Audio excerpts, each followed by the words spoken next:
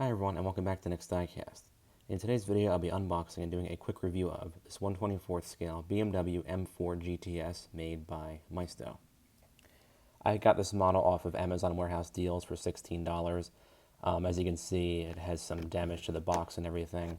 A lot of times on Amazon Warehouse Deals, as I said many times before, they'll often sell models that have either damaged boxes or were like returns for a cheaper price than the new versions.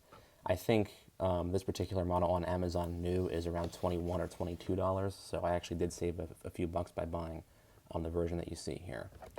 There's quite a bit of damage to the box, as you can see, but the model is pretty much unscathed. There's that sticker that they always give on their Amazon Warehouse Deals items, another dent there. And then you have the Licensed by BMW sticker underneath that Amazon sticker.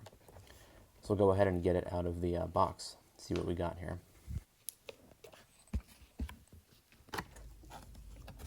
Just gotta pull down this side front.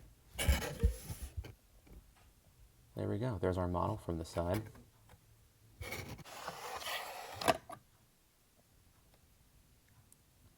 Alright, it's probably screwed on with 2 screws. Yes it is, so we'll go ahead and remove those screws.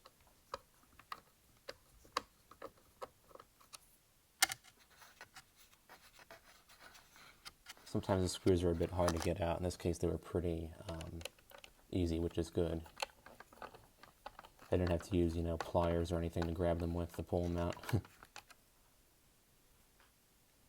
Alright, let's take off the base. It's only held with one shipping strap because only the door's open, so I gotta cut that off. Alright, just pulled that off. Well, actually I cut it with scissors first and then I pulled it off. Alright, here's our model, the M4 GTS. I love this orange and black color scheme. It looks awesome on the car. I'll open up the doors. And there's our model.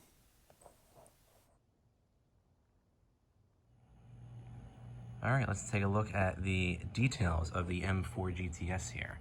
Now, Maisto actually makes this in 2 different colors. They make it in the orange version you see here with the black interior and the orange roll cage. They also make it in a dark gray with, I believe, an orange interior, but I could be wrong. And it actually has the same wheels and the same carbon roof and spoiler, and the same roll cage color. So that's kind of cool that they have it in 2 different colors there. And overall, the details on this model are actually well done compared to other 1/24th scale models of the same price range. So we'll go ahead and take a look first at the front end here.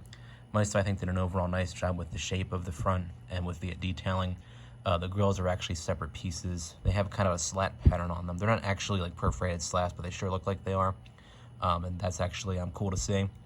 Yeah, nice job with the headlights too. There's a nice, flush look to them. There's no big gap between the plastic and the metal work or anything like that. Nice little BMW badge in the center there.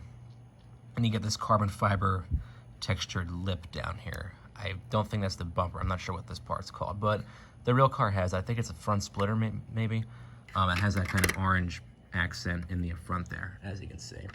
The hood scoop is not functional, but it looks well done, I think. The overall paint quality, I would say, is very well done. The orange looks awesome on this car especially, and paired up with these wheels too, which by the way are also very well done. They do a nice job with the 2-tone silver and orange. There's no brake disc or calipers, but a lot of times on these 1/24 scale models, Maisto skips out on those particular details. Rolls very smoothly, as you can see here, built on a single solid axle on both wheels here, as you can see by the undercarriage. The roof and spoiler are actually done in a textured plastic to simulate carbon fiber. I think Maisto does a pretty good job of it. Though my model came with a long scratch down the roof, as you can kind of see in this lighting here. That's just a factory defect, and this was from Amazon Warehouse Deals, so it was bound to have something off about it. In my case, the box was heavily damaged and used, and there's a small scratch on the roof here. But only if you look at it in like direct bright light can you see that scratch. So your model probably won't come with that defect as mine did. Sturdy side mirrors too, which is always nice to see. In the back, nice looking exhaust pipes. You have the BMW M4 GTS license plate, and the badging looks great back here too. It's all embossed on there. It's not like 3-dimensional or anything, but Maisto, I think, still did a great job. There are a couple pegs in each of the taillights, but they pretty much nail the overall shape of them, and you know, they're not loose. On here, everything is very well built, very solid.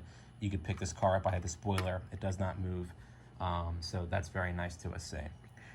The only opening features you actually get on this model are the doors, and I don't really mind that necessarily because, as I said in that video I did of that Motormax Porsche 911, well, that was 1/18 scale, but it had the same thing where the hood didn't open. It creates a nice, I think, seamless look for the model.